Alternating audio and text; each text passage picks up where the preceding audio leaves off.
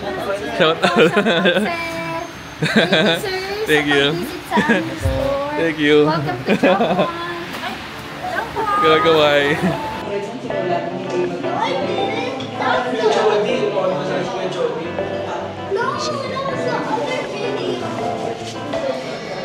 Hi guys, so we're here now and kakain tayo sa Jokwan and expect ko ay kakain tayo ng siopaw, siomai at saka yung noodles. Let's go! Hi guys, andito na yung order natin. So let's see ano yung order natin first. Let me introduce you to our orders. First up,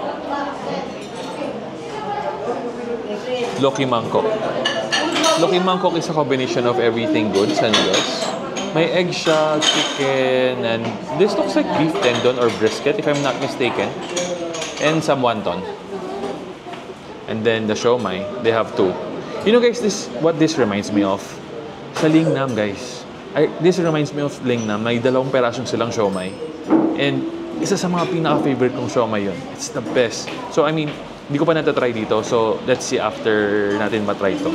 And then next is asado pao. Most of the siopaw naman natitikman ko is very good. So let's see. And then ubi pao for the dessert. And then finally, their signature, Thai pao. Let's see what's inside. And Ate said, it's a combination of everything. Century egg, asado, bola-bola. Parang Powerpuff Girls ba? Combination of everything nice in one siopaw. Let's see what's inside. Ooh, may chorizo pa pala. I forgot to mention. Alright, taste this.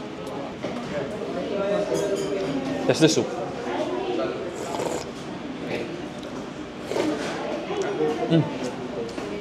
Masarap, hindi maalat. Very mild and savory. Test natin ang meat kung soft.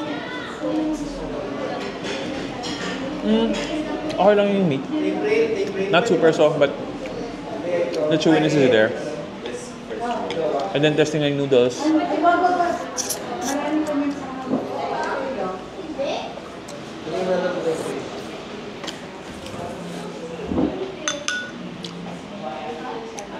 Very good.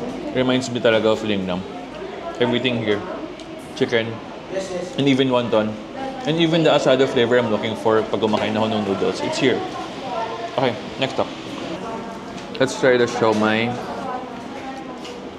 Okay, I'm coming in and eating this with the expectation yung lasa niya sa Lingnam. Hopefully, same niya.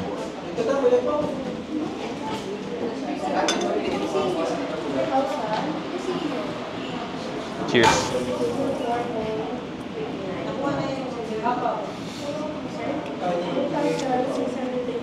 Ito ngayon guys. Same na same niya sa Lingnam. Kuwang-kuha. Very meaty. Wala masyadong extenders. It's mostly meat. Just the way I like it. Super sarap guys. Next, try na rin natin yung siopaw asado. Okay, so break natin. Let's see what's inside. Ooh. Ooh. Oh. Guys, surprisingly hindi siya color red. Pero giniling siya. So, testing natin. Ang lasa niya.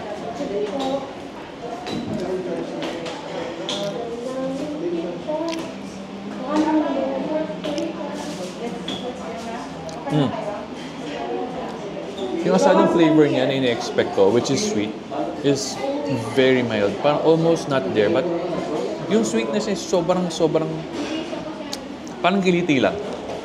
Wala masyado. But it's good.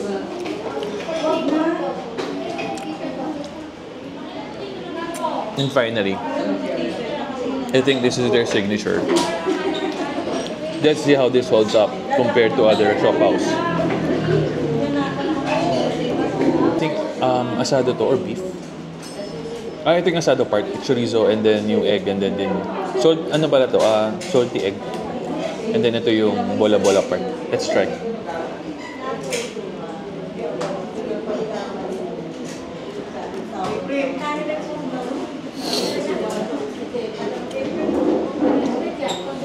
Ang sarap na guys. Out of all the siopaws I've eaten, meron nga itong special kick. Especially with the chorizo. Very good. I mean, Hindi ko pa sure kung nakakain ako ng siopaw na may chorizo, but this is the first one. Baka hindi lang ako masyadong kumakain ng siopaw. So guys, meron pala tayong dessert. This is the ube pao. Let's see what's inside. Let's break it. Ooh. Mukhang ube halayang sa loob. Let's see if masarap siya.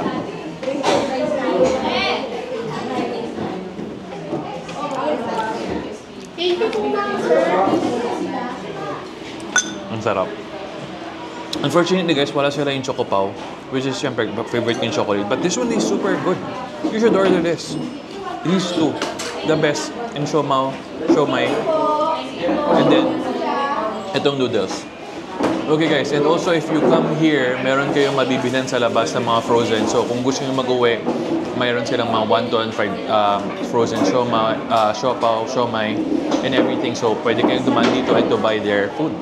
And their kitchen is, and I know their food is fresh because their kitchen is just right here beside you. You can watch them do their everything. So that's it guys. It's December 29 today, and I wish you all a happy new year and good health and good 2025.